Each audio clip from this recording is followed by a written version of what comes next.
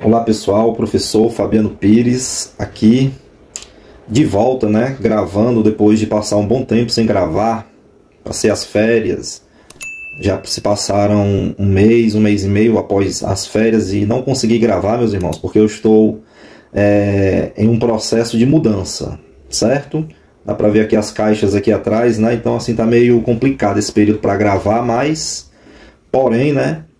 Todavia, apesar da circunstância, da dificuldade, eu resolvi voltar a gravar, tá bom?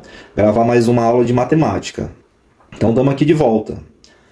Trago aqui um trabalho dirigido, algumas questõezinhas dirigidas para reforçar o aprendizado de vocês em geometria, tá certo? Mas antes de a gente passar para o estudo da matemática, eu queria, claro, deixar aqui uma palavra de Deus para você que está me ouvindo nesse momento, que está me ouvindo, que está me assistindo, certo? Você entrou nesse vídeo para ver uma aula de matemática, rever algumas coisas de matemática, mas Deus deu uma paradinha aqui para falar com você nesse momento, porque tem coisas que são muito mais importantes do que o estudo da matemática e de qualquer outra coisa. E essa coisa é a salvação da nossa alma, tá certo?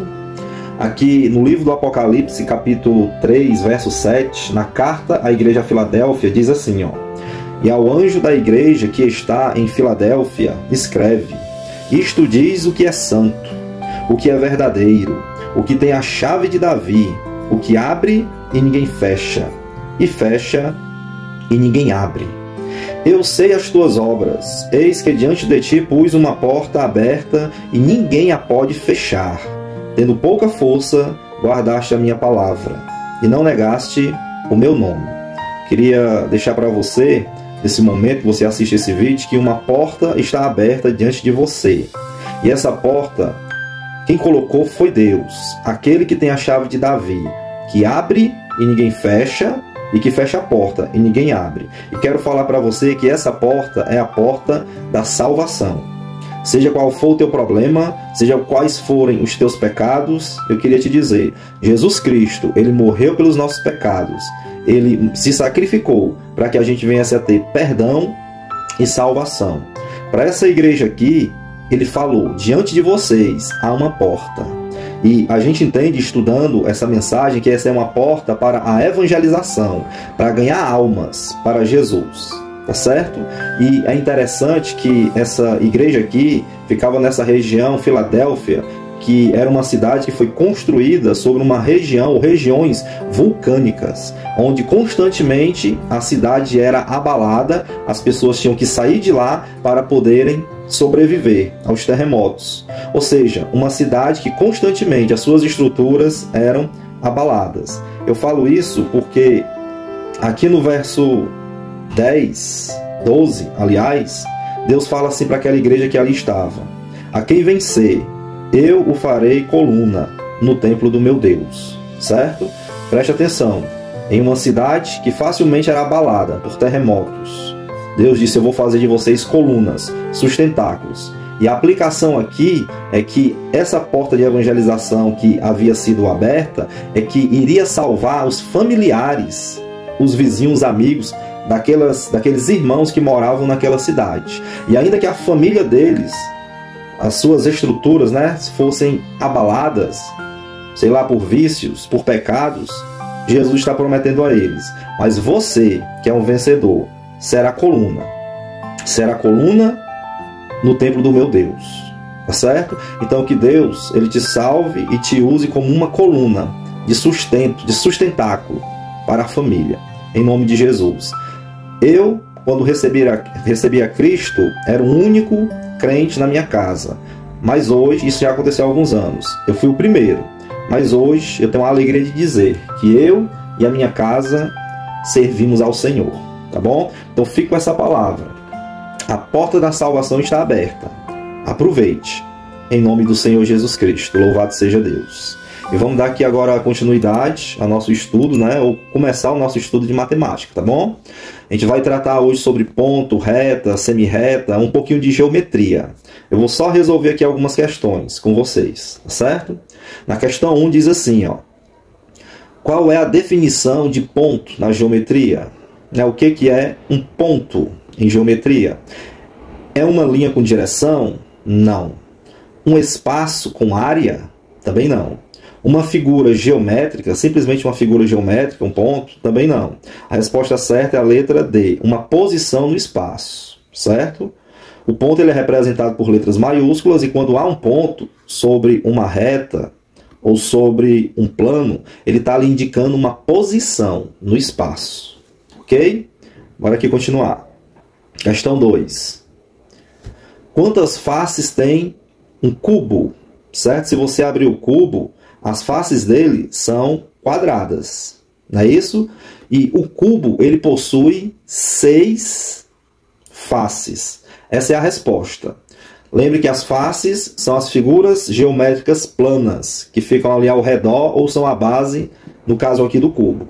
E no caso são 6 quadrados, certo? Questão 3 diz assim, ó. Qual das figuras abaixo é plana? O cubo, um cubinho, ele é plano? A resposta é não. O cubo, ele não é plano. Por quê? Porque ele é tridimensional. Ele tem um comprimento, ele tem uma largura e ele possui uma altura. Comprimento, largura e altura. Então ele não é plano. O plano só possui 2 dimensões. No caso aqui temos 3. Uma esfera, uma bola é plano? Também não. Um triângulo é plano? A resposta é sim. E é a resposta da nossa questão. O triângulo ele só possui a largura e uma altura, certo? Ou seja, 2 dimensões. Logo, o triângulo é uma figura plana. E a pirâmide também é uma figura não plana, né? Ela é uma figura espacial. Você, por exemplo, a pirâmide de base quadrada é algo mais ou menos assim, né? Mais ou menos assim, tá certo? Ela possui comprimento, largura e uma altura, 3 dimensões. Logo, não é plana. Ok, pessoal? Vamos lá, vamos avançar aqui, ó. Questão 4. Um prisma. Quem é que lembra o que é um prisma, né? Ele só possui apenas uma base. Ele possui 2 bases congruentes, né? O que é congruente? Um prisma tem nenhuma base ou 3 bases? E a resposta certa é exatamente a letra B. Por exemplo, um prisma. Vou desenhar aqui um prisma. Tem 2 retângulos aqui e a gente liga esses retângulos, certo? Tipo uma caixinha, né?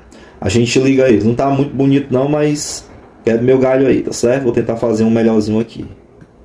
Pronto, vamos lá. Vou fazer um aqui assim.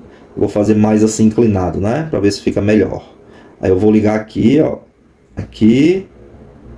Aqui, esse aqui lá atrás, tá bom? Uma espécie de um paralelepípedo, né? Uma pedra, aquelas pedras de calçamento assim, né? Que fica nas esquinas. Pois é. O que é um prisma, né? O prisma, ele possui, ó, 2 bases, que no caso aqui do nosso prisma é essa base aqui superior e essa aqui inferior, ó, 2 bases, certo? E essas 2 bases, elas têm que ser, ó, congruentes, ou seja, ter medidas iguais, ângulos iguais. Elas são a mesma figura, só que uma está aqui em cima e a outra está aqui embaixo. E quando você coloca uma sobre a outra, aqui, ó, como se fosse a minha mão, né? Se eu colocar aqui uma sobre a outra, ela cobre perfeitamente, tá bom? Isso é um prisma. Possui 2 bases e elas são congruentes. Ou seja, exatamente a mesma figura. Se aqui é um quadrado, em cima também a base de cima vai ser um quadrado. Se fosse um triângulo, a de cima seria um triângulo.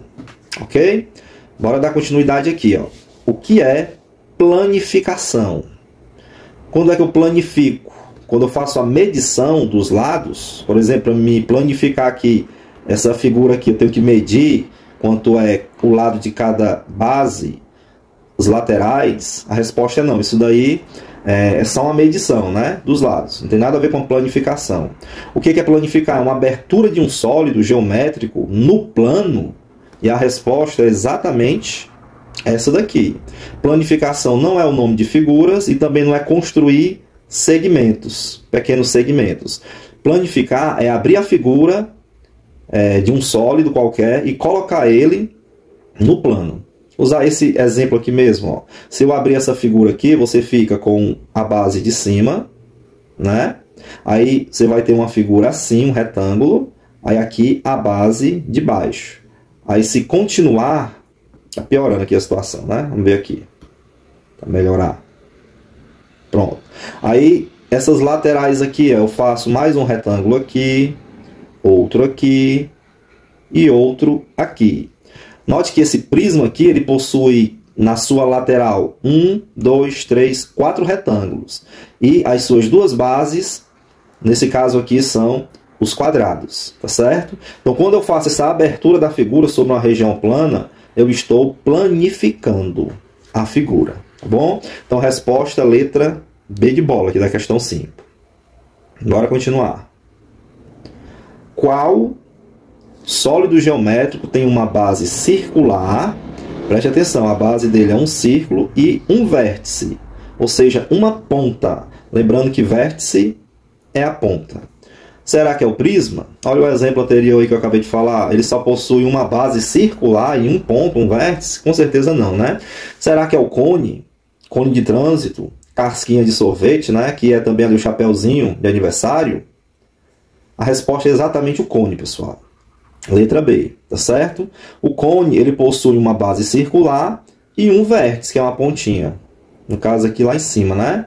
Aí forma-se o cone, tá bom? A pirâmide não tem nenhuma região circular. O cilindro, ele possui duas bases circular. Aí tipo uma lata de óleo, né? Ou de alguma coisa, né? Arredondado assim, desse tipo aqui. Isso aqui é um cilindro. Mas o cone é esse daqui, que possui uma base circular, tá aqui ela, e um vértice, que é a pontinha de cima. Tá bom? Então, 6, resposta letra B de bola. Olha a questão 7. O que é um segmento de reta? Um segmento de reta é um ponto? Não.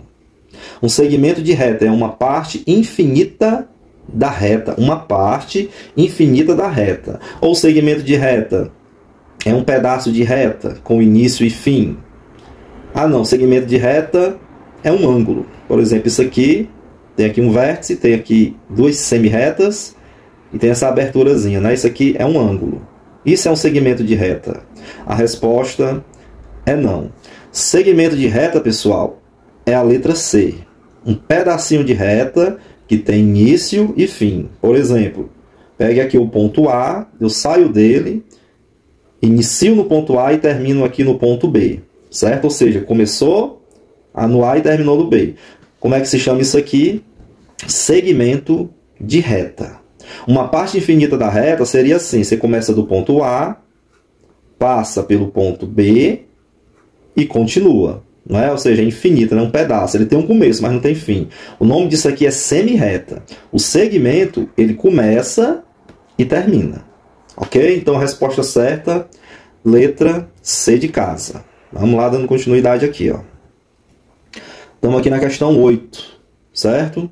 Uma reta que cruza outra em um único ponto é chamada paralela, coincidente, concorrente ou colinear?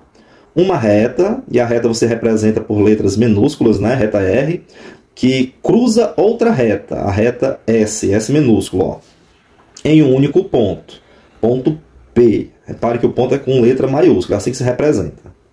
Então, essa reta que passa por esse único ponto, o ponto P, ele está dizendo aqui, ela é chamada de quê? Essa reta, né, com relação a essa outra reta. Ela é paralela, a reta R é paralela à reta S? A resposta é não. Para serem paralelas, elas não poderiam se cruzar. Não é isso?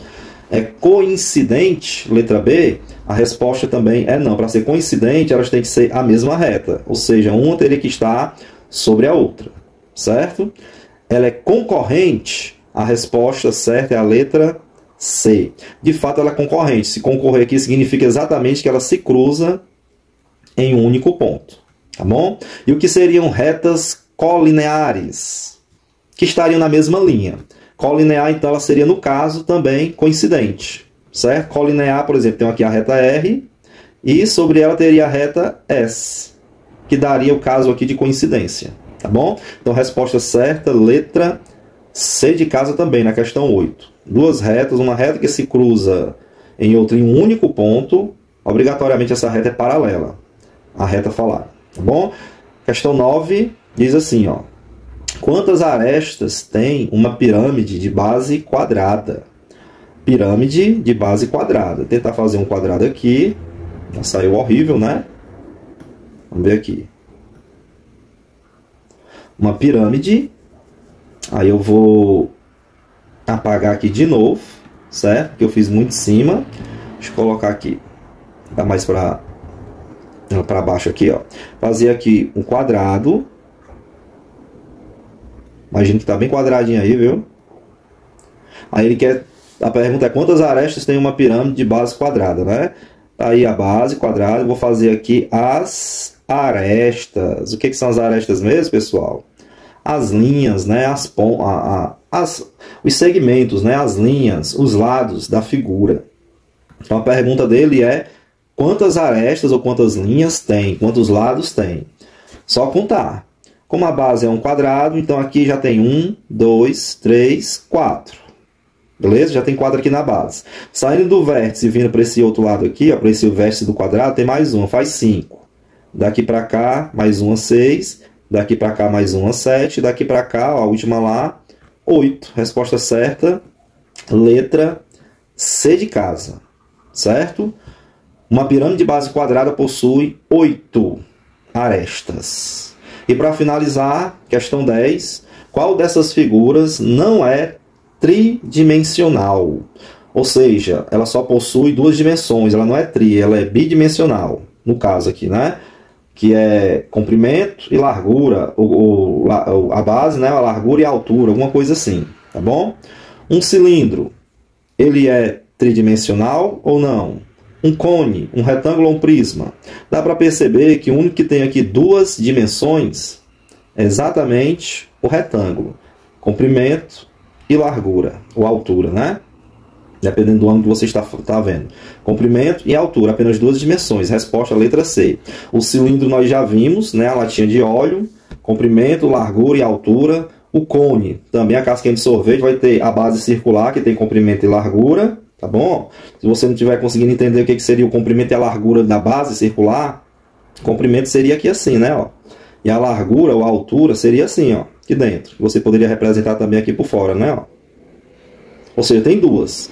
E a terceira dimensão seria o vérticezinho lá fora, né? Que ele iria puxar. Aí teria aqui uma, no caso aqui, comprimento, largura da base do círculo. Isso aqui seria a altura do cilindro, tá bom? Contando aí 3 dimensões. E prisma, nós já vimos também o exemplo anterior, né? A figura lá que tem aquelas 2 bases congruentes. Tem o comprimento e a largura da base inferior e a altura até a segunda base, lá em cima, contando 3 dimensões. Como na 10 ele quer que não tem 3 dimensões, né? Que não é tridimensional, restou apenas o retângulo. E é isso, que Deus abençoe, pessoal, estudem, tá bom? E até a próxima aula. Fiquem com Deus.